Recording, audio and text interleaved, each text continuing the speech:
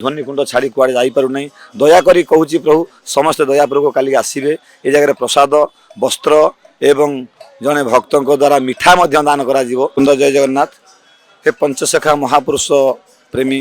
आमर उपस्थित थिबा खंडगिरी पाददेश माँ बारभोजींकर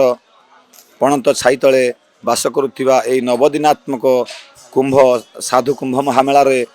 समस्त निमंत्रित आमंत्रित एवं दूरदूरांतर आसीथिबा ओडिया नन ओडिया नागांत वेदांत जोगांत सिद्धांत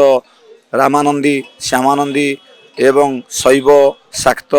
साधक आराधक समस्तंकर पादपद्म तले अनंत कोटि भूमिष्ठ जनाई अधम बाबाजी अवधूत दास बलराम गिरी छुआ बाबा आपण मान पाखक गोटी गोटी कर जापारूनी कारण मुझे एकुटिया अच्छी आपण मान पाखे शिष्य भक्त अच्छा 5 3 10 आज्ञा अधम पाखे कहीं ना ध्वनिकुंड छाड़ी कुआड़े जापारू ना दयाकोरी कहूँ प्रभु समस्ते दयापूर्वक काली आसवे ये जगह प्रसाद वस्त्र एवं जड़े भक्त द्वारा मिठा दान कर